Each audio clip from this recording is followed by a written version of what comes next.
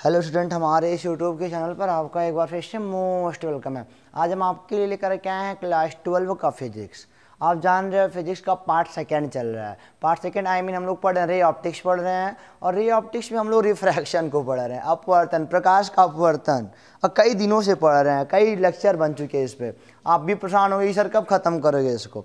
तो आज की टॉपिक चलो उसी कड़ी में आगे बढ़ते हैं, जल्दी खत्म होने वाला है। आपने टॉप मतलब लेवल के क्वेश्चन भी कर चुके हैं हम। यहाँ पे आज की टॉपिक हमारी है critical angle and total internal reflection. क्या है हमारी topic? Critical angle and total internal reflection. यानी कि इसकी हिंदी क्या होती है? इसकी हिंदी होती है क्रांतिक कोण। अगर हिंदी ना बोलूं तो लगता है तुम लोग की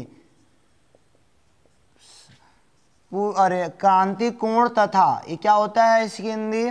पूर्ण आंतरिक परावर्तन। पूर्ण आंतरिक परावर्तन। अब तुम सोचोगे सर अपवर्तन था, तुम परावर्तन पे ला दिए, ये तो तुमने गलती करा। कोई बात नहीं, सब मिलेगा, अभी समझ में आएगा सब कुछ। इस अपवर्तन में परावर्तन ने कहाँ से अपनी जगह बना ली, चलो मिल जाएगा अभी। तो हमारी आज की टॉपिक बिना ज़्यादा बहस के भी हम क्रांतिक कोण पर आते हैं। क्रांतिक कोण के लिए भी मैं सारी बातें आपको डिटेल में बताऊंगा। बस थोड़ा मोड़ा आपके अंदर करेज होना चाहिए, धैर्य होना चाहिए, बस देखते रहो। बहुत अच्छी सी बातें बताऊंगा और डायग्राम के क्वेश्चन सॉल्व कराऊंगा और आपके हर एक डाउट को दूर करूंगा। ओके, जैसा कि मैं पहले से करते आया हूं। हाँ चलो देखो, यहाँ पे मान लो ये कोई पार्टीशन है, मतलब कि दो मीडियम बनाऊंगा। यहाँ पे मैंने कहा एक मीडियम है जो कि डेंसर है। यहाँ पे क्या है? डेंसर मीडियम है, ठीक है ना। और यहाँ पे एक रेयरर मीडियम है। यहाँ पे कैसा मीडियम है? Rarer medium. मैंने क्या बोला? इसके नीचे, इस पार्टीशन के नीचे एक डेंसर मीडियम है और ऊपर क्या? एक रेयरर है। यानी कि रेयरर डेंसर क्या होता है? एक विरल है और एक क्या है? सघन है। समझ सकते हो, अगर एयर है तो कहीं वाटर होगा या फिर कहीं ग्लास होगा, ऐसे कुछ। ये मतलब सघन माध्यम है और ये क्या है? विरल माध्यम है। चलो शुरुआत में प्रैक्टिकली मैं करा रहा हूँ, खाली प्रैक्टिकल तो करा रहा मैं यहाँ पे। चलो मान लिया एक रे यहाँ से मैंने छोड़ा, पहले नॉर्मल बना लो ऐसे बढ़िया बढ़िया। नॉर्मल तो जानते ही हो, ऐसे तल के लंबवत ही होगा। मैंने कहा 1 2 3 नॉर्मल बना लो, देखो जरा क्या होता है। कोई दिक्कत नहीं है। चलो हमने कहा मान लो यहाँ से एक रे मैंने गुजारी ऐसे, डेंसर से रे गुजारी, तो रेयरर में क्या होगा? रे नॉर्मल से दूर भागेगा। ये नॉर्मल है, सभी क्या है? नॉर्मल। मैंने पहले ही ड्रा कर लिया सबके लिए। मैंने डेंसर से अगर रे गुजारी, तो आप जानते हो कि अगर डेंसर से रेयरर में रे जा रही है तो रेयरर में क्या होगी? अपवर्तन के पश्चात नॉर्मल से रे दूर जाएगी। यानी कि नॉर्मल की ओर ना जा करके क्या जाएगी? नॉर्मल से ऐसे दूर हो जाएगी थोड़ा मोड़ा। चलो ये क्या है? एंगल ऑफ इंसिडेंस, और ये क्या है? Angle of refraction. चलो कोई बात नहीं, नॉर्मल के साथ बनता है, ये सब बातें आपको पता होना चाहिए। चलिए, और अगर हम कहते हैं कि मैंने थोड़ा सा एंगल ऑफ इंसिडेंस और बढ़ा दिया, हमने कहा कि थोड़ा सा एंगल ऑफ इंसिडेंस बढ़ा दिया हमने, ठीक है ना। मतलब जो मैंने रे दूसरी गुजारी उसका एंगल ऑफ इंसिडेंस बढ़ा के, अगर ये मान लो 50 पे था तो इनको 60 पे कर दिया। अब ये क्या होंगे? और दूर भागेंगे, पक्का और दूर भागेंगे, ऐसे कुछ हो गया। अब देखो जरा, ये क्या हो गया? आर हो गया। यह क्या? एंगल ऑफ इंसिडेंस, और क्या है? Angle of refraction. चलिए, और मैंने कहा अब की बार थोड़ा सा और बढ़ा दो, अब की बार एंगल ऑफ इंसिडेंस और बढ़ा दो। मैंने कि हम हर बार एंगल ऑफ इंसिडेंस बढ़ाते जा रहे हैं, तो क्या पता चला कि अब की बार रे हमारी कुछ ऐसे गुजर गई, ऐसे गुजर गई। क्यों? एंगल ऑफ इंसिडेंस बढ़ाते गए बढ़ाते गए बढ़ाते गए, तो एक समय ऐसा आया कि रिफ्रैक्शन वाला एंगल कितना हो गया? Accurate 90 degree. रिफ्रैक्शन वाला एंगल क्या होता है? रिफ्रैक्टेड रे, अपवर्तित किरण और नॉर्मल के बीच का कोण 90 हो गया। बात समझ आपको आ रही है ना। हम एंगल ऑफ इंसिडेंस बढ़ाते गए बढ़ाते गए बढ़ाते गए, तो एक समय ऐसा आया कि एंगल ऑफ इंसिडेंस के लिए रिफ्रैक्टेड एंगल कितना, मतलब कि एंगल ऑफ रिफ्रैक्शन कितना हो गया? 90 डिग्री हो गया। तो इसी कोण को हम लोग कहते हैं क्रांतिक कोण। इसी कोण को हम लोग क्या कहते हैं, क्रांतिक कोण। और क्रांतिक कोण को दिखाते हैं सी से, स्मॉल सी कह सकते हो। क्रांतिक कोण स्मॉल सी से इसको रिप्रेजेंट करते हैं। समझ में आया ना। तो अब इसका कहोगे सर अब इसकी परिभाषा बनाओ, तो परिभाषा तुम देख रहे हो कि सघन माध्य, देखो आपतन कोण है और अपवर्तन कोण है। आपतन कोण कहाँ पे है, डेंसर में यानी कि सघन में है, और अपवर्तन कहाँ पे है, रेयरर में यानी कि विरल में है। तो आप इसकी परिभाषा ऐसे लिखोगे, सघन माध्यम में बना वह आपतन कोण, सघन माध्यम में बना वह आपतन कोण जिसके लिए विरल माध्यम में अपवर्तन कोण 90 अंश होता है। अपवर्तन कोण कितना होता है, अपवर्तन कोण 90 अंश होता है। ठीक है ना। दोनों माध्यम के लिए, दोनों माध्यम के लिए क्रांतिक कोण कहलाता है। दोनों माध्यम के लिए क्रांतिक कोण क्या होता है, कहलाता है। समझ गया ना। सघन माध्यम में बना हुआ है आपतन कोण जिसके लिए विरल माध्यम में अपवर्तन कोण क्या होता है, 90 अंश होता है। वही क्या कहलाता है, दोनों माध्यम के लिए क्रांतिक कोण कहलाता है। कोई बात में डाउट, कोई बात में डाउट नहीं। इसी को हम कहते हैं सी, यही क्रांतिक कोण है। यही क्या है, क्रांतिक कोण। यानी कि यहाँ पे बोलोगे क्रांतिक कोण कब कहलाएगा, जब आपतन कोण के लिए अपवर्तन कोण 90 अंश हो जाए। अब बात याद होनी चाहिए कि रे हमेशा सघन से कहाँ, विरल में जानी चाहिए, तभी आप उनसे दूर भाग पाओगे। इनसे दूर भागोगे तभी ना आगे बना पाओगे 90 डिग्री। तो सघन, इन बात नोट कर लो, क्रांतिक कोण के ऐसे कंडीशन में हमारे पास जो रे है ना, सघन से कहाँ जाना चाहिए, विरल में, तभी ये काम हो पाएगा, तभी पॉसिबल है, नहीं तो नहीं है। तो सघन माध्यम में बना हुआ है आपतन कोण जिसके लिए विरल माध्यम में अपवर्तन कोण 90 अंश होता है। क्या कहलाता है, दोनों माध्यम के लिए, दोनों माध्यम के लिए क्रांतिक कोण कहलाता है। दोनों माध्यम के लिए क्या कहलाता है, क्रांतिक कोण कहलाता है। चलो ठीक है। हमने आगे कहानी और रची, हमने कहा एंगल ऑफ इंसिडेंस और बढ़ाया। अच्छा एक बात और, इस वाले कंडीशन को क्या कहते हैं, इस वाले कंडीशन को हम लोग कहते हैं ग्रेजिंग इमर्जेंस। ग्रेजिंग इमर्जेंस कहते हैं। ठीक है ना। इस वाले प्रक्रिया को हम लोग क्या कहते हैं, जो रे यहां से गुजर रही है, ग्रेजिंग इमर्जेंस कहते हैं। ठीक है ना। जो 90 का एंगल, जो रिफ्रैक्टिव रे 90 का एंगल बना रही नॉर्मल के साथ, उसको हम क्या बोलते हैं, इसको बोलते हैं ग्रेजिंग इमर्जेंस बोलते हैं। ठीक है ना। तो ये क्या हो गया हमारा क्रिटिकल एंगल। इसी को क्या बोलोगे सर, बोलोगे आप क्रिटिकल एंगल। क्रिटिकल एंगल इसी को बोलते हैं सी, स्मॉल सी होता है। ठीक है ना। हमने क्या कहा, हमने कहा कि इस आपतन कोण को और बढ़ाओ। अभी मन नहीं माना, हमने कहा इस वाले आपतन कोण को और बढ़ाओ। तो अब प्रोसेस में अभी इधर ले आ रहा हूं। ठीक है ना, इसलिए मैं इसको मिटा रहा हूं। मैंने कहा अब और बढ़ा दोगे ना तो एक घटना अब और फिर नई घटने लगेगी। हमने कहा कि आपतन कोण को और बढ़ाओ, थोड़ा सा बढ़ा दिया और लो, थोड़ा सा मैंने कहा बेतना आपतन कोण कर दिया, भाई वाला हो गया आई। तो अब की बार क्या देखा गया, अब की बार रे उधर गई ही नहीं, अब की बार टोटल रे डेंसर से गई, डेंसर में ही आ गई। यह घटना देखी गई।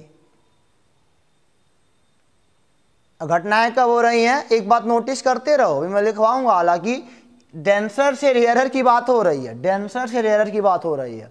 तो मैंने कहा क्रांतिक मतलब कि आपतन कोण को और बढ़ा दिया, इस क्रांतिक कोण वाले के बाद ही बढ़ा दिया, आपतन कोण को और बढ़ाया। तो हमने क्या देखा, ऐसी घटना देखी कि अब तो अपवर्तन हुआ ही नहीं, जिस माध्यम में था उसी माध्यम में आ गया।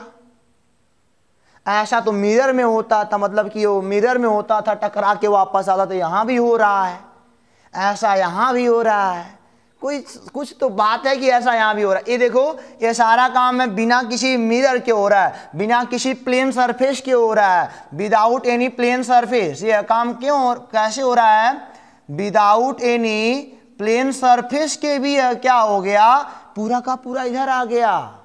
इसी को हम बोलते हैं टोटल इंटरनल रिफ्लेक्शन। इसी को हम क्या बोलते हैं, इसी घटना को हम क्या बोलते हैं बेटा, टोटल इंटरनल रिफ्लेक्शन। इसको बढ़िया से बोलोगे तो TIR।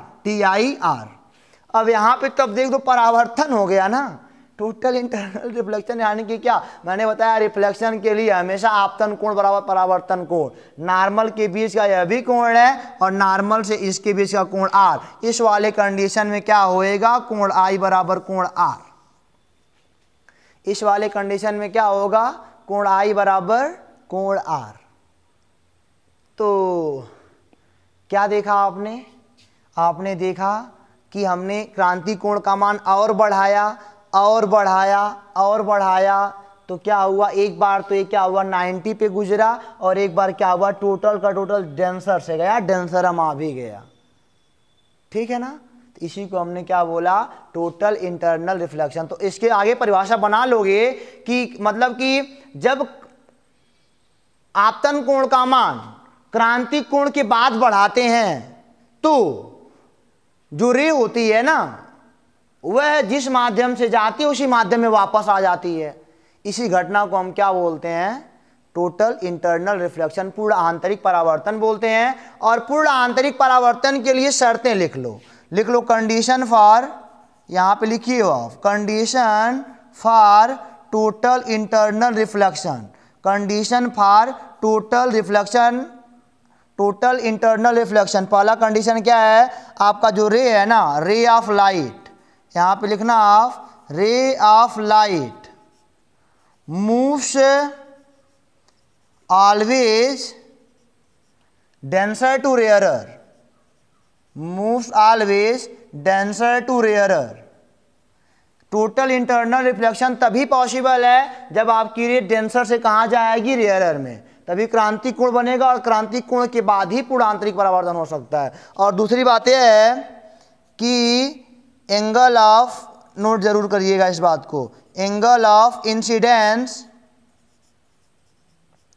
बड़ा होना चाहिए क्रिटिकल एंगल से, एंगल ऑफ इंसिडेंस बड़ा होना चाहिए क्रिटिकल एंगल से, ओके।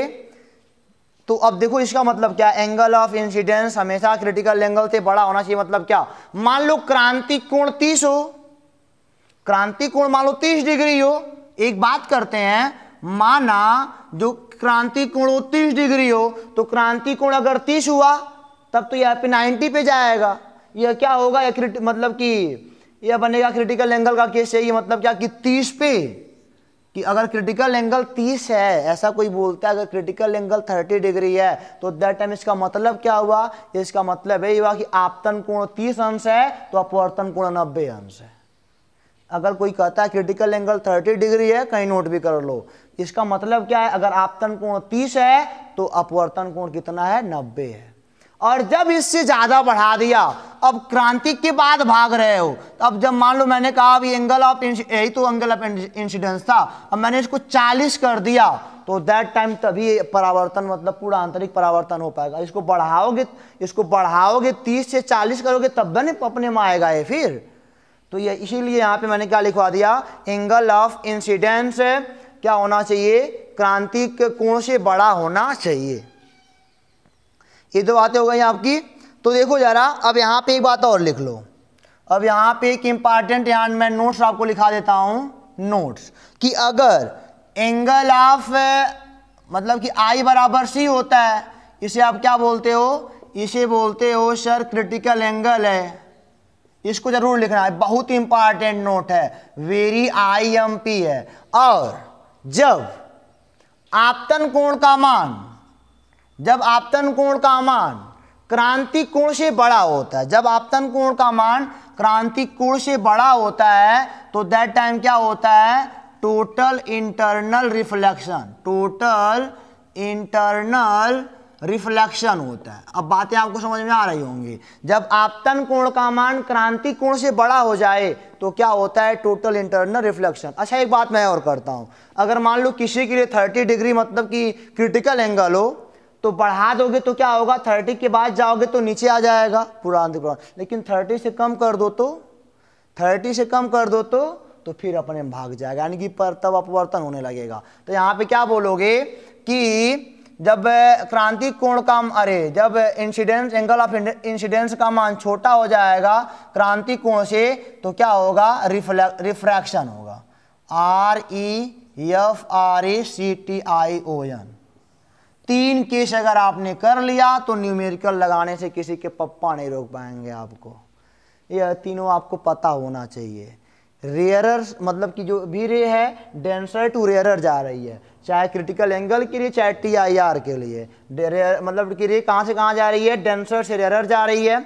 और हमने क्या बोला, angle of incidence, angle of incidence मतलब कि ऐसा हो कि एंगल ऑफ रिफ्रैक्शन 90 डिग्री हो तो दैट टाइम यह क्या कहलाएगा, क्रिटिकल एंगल कहलाएगा।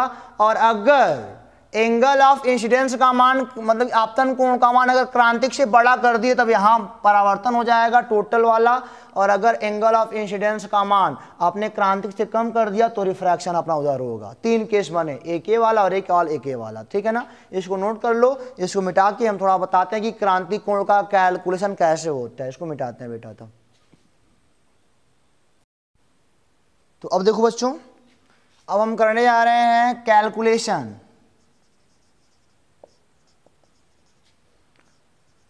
For critical angle. कि क्रिटिकल एंगल की गणना कैसे करेंगे, सूत्र मतलब सवाल में कैसे लगाएंगे, वो फार्मूला क्या होता है। तो कोई बात नहीं, चलो देखो जरा।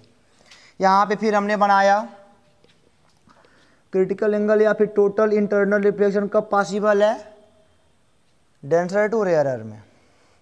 तो यहाँ पे मैंने बोला यह मीडियम बेटा आपका, यह भी मीडियम है बट यह मीडियम फर्स्ट है, इसको आप एयर मान लो, इसको आप एयर मान लो। मीडियम सेकेंड है, कुछ भी हो सकता है, मान लो। अब इसको कुछ भी मान लो, यानी कि मान लो इसका μ1 रिफ्रैक्टिव इंडेक्स है, इसका मान लो μ2 है, ऐसा तो मान नहीं सकते हो। बट ए मतलब कि मीडियम जो फर्स्ट है ना वो रेयरर है और सेकंड क्या है, डेंसर है। इतना बात आपको पता होनी चाहिए। चलो यहाँ पे ध्यान दो जरा। ये नॉर्मल मैंने पहले ही बना दिया। यहाँ से मतलब कि मैंने कहा एक इंसिडेंट एंगल है और यह क्रिटिकल एंगल है।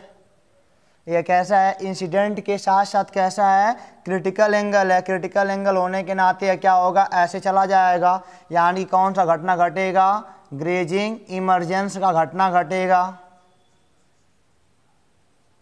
ठीक है। तो इस जो ऐसे जाने की मतलब कि इस पे गुजर उसे बोलते हैं ग्रेजिंग इमरजेंस बोलते हैं।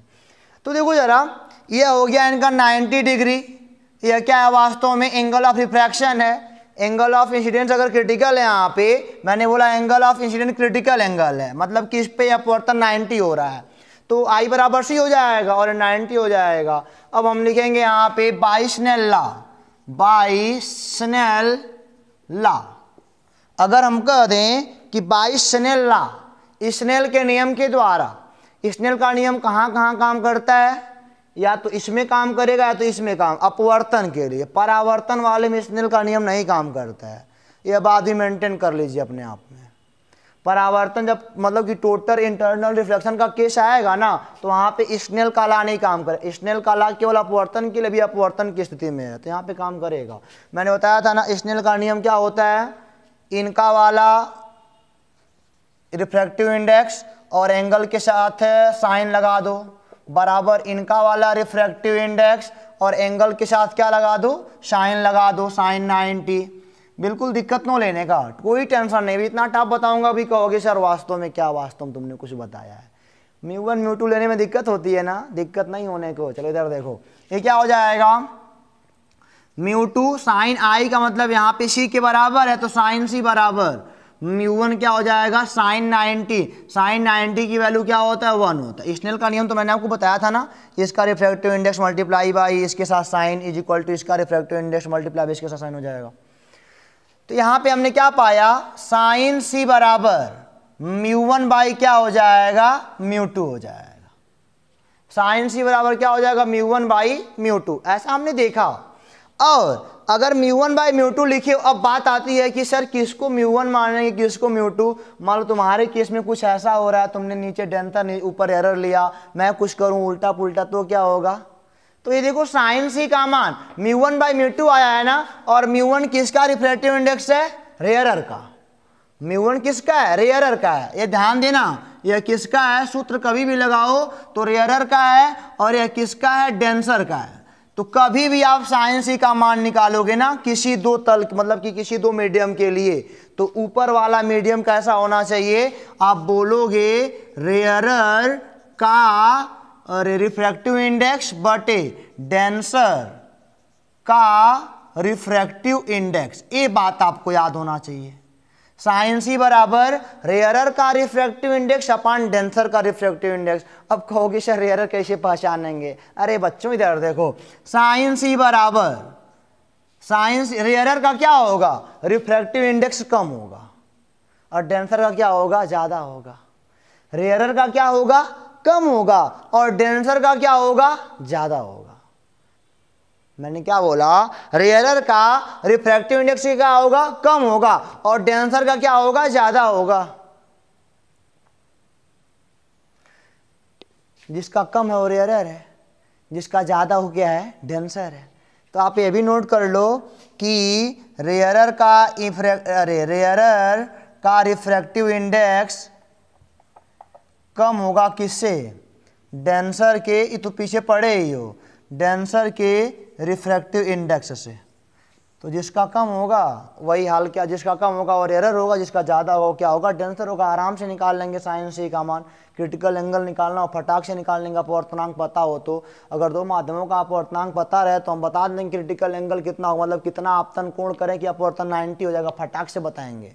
नहीं बताएंगे? बताएंगे।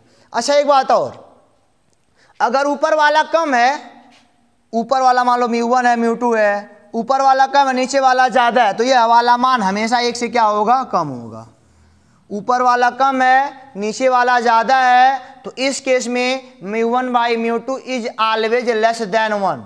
हमेशा यह μ1 बाई μ2 का मान एक से कम होगा। ये बात भी नोट कर लीजिए आप। चलिए अब यहाँ पे हम लिखेंगे साइन सी बराबर, आपने एयर के लिए काम किया है, एयर के लिए, तो 1 बाई क्या बोल दोगे, 1 बाई म्यू।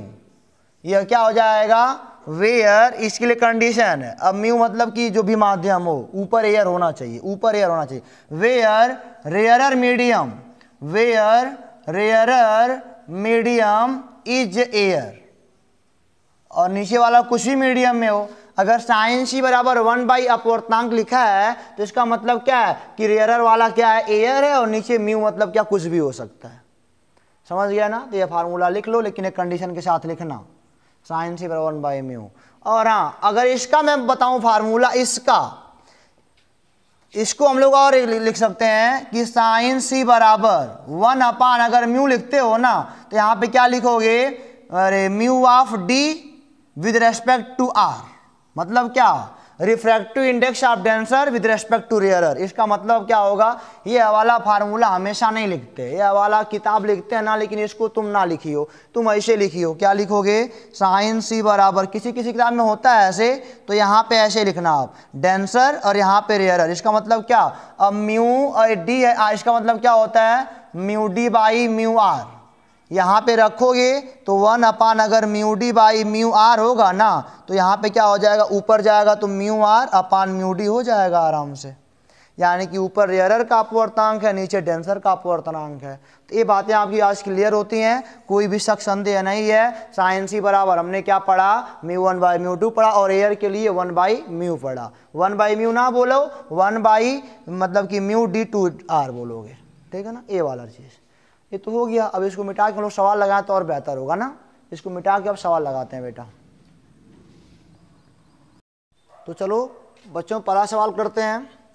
मैंने कहा find critical angle for air mu equal to 1 and glass mu equal to 1.3 interface. इस वाले मतलब कि मीडियम एयर और ग्लास के लिए आप बताओ क्या होगा, क्रांति कोण कितना होगा। तो सॉल्व करोगे, क्रांति कोण का फार्मूला पढ़े हो, साइन सी बराबर आप लिखते हो रेयरर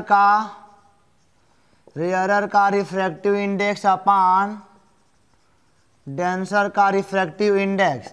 तो रेयरर कितना है, मतलब कि इसमें कौन कम है, कम वाला एयर है, 1 बाई 1.5 पे हो जाएगा हमारा साइन सी। इसको सॉल्व करोगे साइन सी बराबर तो आएगा 10/15, 5 दूनी 5 तियाँ, यानी कि सी बराबर 5 दूनी 5 तियाँ, साइन इनवर्स 2/3। ये होता है साइन 42 का, लगभग ये होता है साइन 42 का मान लगभग 2/3 होता है, ठीक है ना, लगभग 42 होता है। अगर मतलब कि ग्लास और एयर के लिए कोई पूछेगा क्या होगा क्रांतिक कोण, तो 42 अंश, यानी कि आपतन कोण अगर 42 अंश है तो अपवर्तन कोण 90 डिग्री का होगा, इसका मतलब ये होता है, ठीक है ना। दो माध्यमों के लिए निकालना हो तो बड़े आराम से निकाल लोगे ना, कोई आपको कोई प्रॉब्लम है। चलिए अच्छा, हाँ ऐसा नहीं कि हर वाले कांच के लिए, मतलब कांच कई टाइप के होते हैं, किसी का रिफ्रैक्टिव इंडेक्स 1.5 होगा, किसी कुछ और होगा, तो नहीं हम कर सकते। लेकिन जिस कांच का रिफ्रैक्टिव इंडेक्स 1.5 होगा उसके लिए क्रिटिकल एंगल कितना होगा, 42 डिग्री होगा एयर के साथ, ठीक है। ये वाला सवाल लगता है। अब हम आपको दिखाते हैं डायग्राम कुछ, वहाँ पे आके बातें और क्लियर होंगी और आपको काफ़ी मतलब कि वहाँ पे इंटरेस्ट आने वाला है। बेटा इसको मिटाते हैं फिर। आप ये देखो बढ़िया क्वेश्चन आपके लिए, इसको अगर आपने कर लिया तो जान जाओ कि आपके अंदर की काफ़ी जो मतलब किसी चार्ट होगी वो बाहर निकल जाएगी।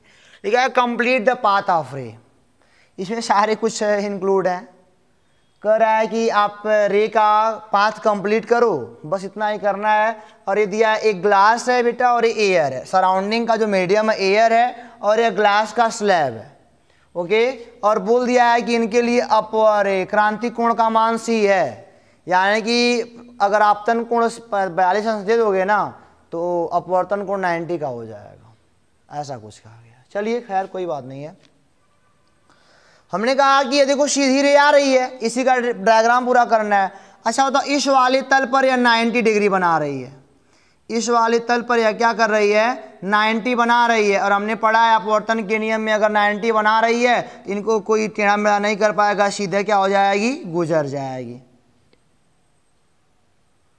अब यहाँ पे क्या करेंगे, अब देखो ये चाहे मीडियम कुछ भी हो, अगर 90 पे गिर रहा है तो पूरा सीधा जाना है। अब यहाँ पे बदलेगा, यहाँ पे तो यही नॉर्मल का भी काम कर रहा था, यहाँ आप क्या करेंगे, नॉर्मल बनाना पड़ेगा इस वाले तल के लिए। अब इस वाले इंसिडेंट पॉइंट के लिए, पॉइंट ऑफ इंसिडेंस के लिए नॉर्मल बनाओगे। चलो अभी आप सोचोगे ना कि सर अब हम जा रहे हैं डेंसर, ग्लास डेंसर है, एयर एरर है, डेंसर टू हम एरर जा रहे हैं तो दैट टाइम अपवर्तन क्या होगा, यहाँ से दूर भाग जाएगा। कर सकते हो, तुम्हारी मर्जी है, कर सकते हो, कोई दिक्कत नहीं है। लेकिन एक बात और, पहले एंगल देख लो, एंगल देख के काम करना। ऐसे मत सोचना कि डेंसर टू रेयरर जा रहे हैं तो आप नॉर्मल से दूर भगा दें, ऐसा कुछ नहीं। पहले सोचो कि कितना कोण बन रहा है, आपतन कोण कितना बन रहा है। हमारा मकसद कभी भी रे डायग्राम पूरा करने को आएगा अपवर्तन वाला, तो हमारा मकसद पहले आपतन कोण हर बार ज्ञात करना रहे। तो यहाँ पे देखो, अगर यह 90 है, यह 45 है, तो अभी कितना होएगा, 45 होएगा।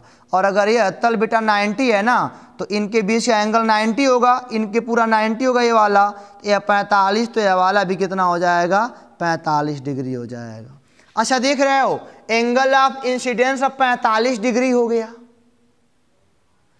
एंगल ऑफ इंसिडेंस कितना हो गया, 45 डिग्री, और क्रांतिक कोण का मान 42 डिग्री है। तो हम जब जानते हैं कि अगर एंगल ऑफ इंसिडेंस बड़ा हो एंगल ऑफ क्रिटिकल से, तो हम क्या बोलेंगे, पूर्ण आंतरिक परावर्तन होने वाला है।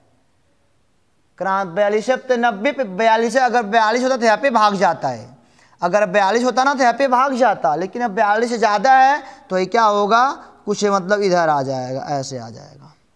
और अगर यह 45 अब परावर्तन हुआ है तो आपतन कोण बराबर क्या हो जाएगा, परावर्तन कोण। ये होगा हमारा रे डायग्राम। तो आपको मज़ा आया ना, इंटरेस्ट तो आएगा ही, अगर नहीं आएगा तो क्या फिर क्या फ़ायदा पढ़ाने का। दूसरा वाला सवाल देखो, मैं यहीं पे लिख रहा हूँ। मान लो आपके पास कुछ ऐसे हो, यह ग्लास का स्लैब ऐसे हो, ठीक है ना, ग्लास का क्या है, स्लैब ऐसे है, और यहाँ पे यह ग्लास ही है, ध्यान दीजिएगा थोड़ा सा, यह ग्लास ही है और यह एयर है, ठीक है ना। और यहाँ पे मैंने यहाँ पे एक इंसिडेंस गिराया, ठीक है, ऐसे कह सकते हो। और यहाँ पे यह 42 डिग्री है, यहाँ भी लिख लो C बराबर 42 अंश, कि आपतन कोण के लिए अब मतलब कि ये क्या है, क्रिटिकल एंगल है, यानी कि इस वाले एंगल पर अपवर्तन कोण हमेशा 90 होता है, ये बात आपको पता होनी चाहिए। मैंने कहा आपकी हमने रे ऐसे कुछ गिराया, एक वृत्त का पार्ट है जो कि आप कह सकते हो कि अब यह सेंटर की ओर ही अग्रसर है, यह सेंटर की ओर ही अग्रसर है, ठीक है ना, तो सीधे जा सकता है, 90 पे है उसके। अरे भाई इस तल के क्या है, या 90 गिर रहा है ना, ध्यान देना है सब बातें, ये वृत्तीय हो रहा है तो या 90 होगा तो सीधे गुजर जाएगा, अब एयर टू डेंस नहीं कि यहाँ मुड़ेगा, है ना, यहाँ मुड़ेगा है तो 90 पे जा रहा है, ये किस पे जा रहा है, यानी कि कोई गोला होगा, सेंटर कहीं होगा, उस पे जा रहा है, हमने कहीं काटा है, ऐसे गोले से हमने कहीं ऐसे पार्ट काटा है, ऐसे नहीं कह सकते हो ना, तो कहो ऐसे कहीं हमने पार्ट काटा है, ठीक है ना, ऐसा कुछ पार्ट काटा है, ये सेंटर की ओर नहीं जा रहा, हम कहीं भी ऐसा काट सकते हैं, हो सकता है ऐसा, तो हम यहाँ से मान लो अगर गुजारेंगे कोई रे, तो भाई देखो अगर यहाँ से गुजारेंगे तो इधर जाएगी, ये 90 पे कहाँ परिवर्तन होने वाला, यानी कि 90 पे ही तो जा रहा है, ये हमेशा 90 अगर जाएगा ना, अब इसी पे नॉर्मलो बनेगा, इसका दिक्कत क्या है, ऐसा होता है क्यों है, क्योंकि इसका नॉर्मल कहाँ पाओ, किसी गोले का नॉर्मल कहाँ होता है, उसके सेंटर पर तो ही होता है, तो 90 पे जब हमेशा जा रहा है हर तल के, तो फिर दिक्कत क्या है फिर। और यह गोले का पार्ट है, थोड़ा ध्यान से देखना, यह पूरा क्या है, एक शीशा, मतलब कि एक पूरा शीशा का गोला था, उसी को मैंने काटा है, पूरा शीशा का गोला भरतू था, उसी को मैंने काट लिया है, थोड़ा सा कहीं से इतने मान लो काट लिया हो, इतने मान लो काट लिया हो, ऐसे कुछ काट लिया हो, तो ऐसे रे जा रही है, ये हमारा जो कटा है कुछ ऐसे कटा, ये ऐसे कुछ कटा है ऐसे, अब तो सही हो ना, वैसे सीधे जा रहा है, अभी इसके अंदर मैंने ना भेजा, ऐसे जान लो, छोड़ो, सेंटर की ओर ही जाएगा। अब तुम थोड़ी कर सकते हो कि यहाँ से यहाँ पूरा निकल जाए, क्योंकि फिर एयर आ गया ना, है तो पूरा गोला था, ये तो पूरा शीशे का गोला था, अब यहाँ पे क्या है एयर, फिर क्या है ग्लास, फिर एयर आ गया, तो सीधे नहीं कर सकते, यहाँ पे सीधे कर सकते थे क्योंकि पूरा गोला था शीशे का, लेकिन यहाँ पे ऐसा थोड़ी है, एयर से डेंसर से, मैंने यही बताने का प्रयास कर रहा हूँ कि ये पूरा शीशे का एक कटा गया भाग है, ऐसे रे जा रही है, मैंने बताया कि सीधी क्यों जा रही है, क्योंकि ये मतलब कि नॉर्मल की ओर जा रही होगी। चलो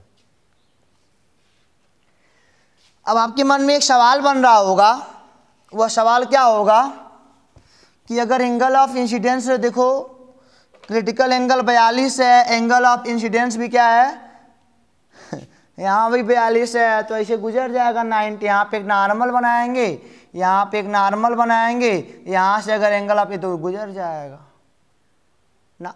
अब कुछ मुझे थोड़ा मोड़ा आपको याद रहा होगा, नॉर्मल जब मैं बनाया होगा तो आपको याद आ रहा होगा कि नॉर्मल अगर ये है तो हाई वाला कितना होगा, एंगल ऑफ इंसिडेंस 48 डिग्री होगा, एंगल ऑफ इंसिडेंस कैसा होगा, 48 डिग्री होगा। अब 48 डिग्री का मतलब क्या हुआ, 48 डिग्री का मतलब क्या हुआ कि 42 से ज़्यादा है, मतलब कि एंगल ऑफ, हमने शीशे और वायु के लिए हमारा क्रिटिकल एंगल 42 था, लेकिन अब 42 से ज़्यादा हो गया, तो इसका क्या हो जाएगा, ऐसे पूरा आंतरिक परावर्तन यानी कि यही में रह जाएंगे, यानी कि ये अगर इंसिडेंस 48 है तो रिफ्लेक्शन वाला भी कितना होगा, 48 होएगा। चलो अब क्या होगा, अब यहाँ से रे बाहर जाना जाएगी, कोई बात नहीं। अब देखो जरा, इसको ऐसे बना लो, अरे यहाँ पे एक नॉर्मल गिराओगे ना, नॉर्मल गिराया, इसको नीचे मिला दो, अब नॉर्मल और एंगल ऑफ, देखो इंसिडेंस है इसके लिए ना, इस तल के लिए इंसिडेंस वाला रे है, तो दैट टाइम इनके बीच एंगल कितना होगा, या 90 होगा या 48 से कितना होगा, 42 होगा। और जब बेटा 42 हो तो हमको पता है एंगल ऑफ इंसिडेंस 42 है, यह क्रिटिकल एंगल है, और क्रिटिकल एंगल है तो नॉर्मल से 90 बनाएगा, इसे क्या हो जाएगा, निकल जाएगा। यह है हमारा रे, मतलब कि कंप्लीट द पाथ ऑफ रे। इसके बाद भी मिलेंगे कुछ क्रिटिकल सवालों के साथ क्रिटिकल एंगल पर और टोटल इंटरनल रिफ्लेक्शन पर। तब तक के लिए आपके पास जो भी सवाल है, हमको लगता है कि आप काफ़ी सवाल कर लोगे। अभी इस पे बहुत सारी बातें करनी है, परेशान ना हो कि बुक का सवाल नहीं लगेगा, कुछ क्वेश्चन होंगे, अब एरिया निकालना पड़ेगा, कुछ ऐसा वैसा होगा, तो अभी आगे फिर मिलेंगे आपसे। वीडियो लंबा ना हो इसलिए यहीं पे रोकते हैं, तब तक के लिए आप पढ़ते रहो, हंसते रहो। All the best.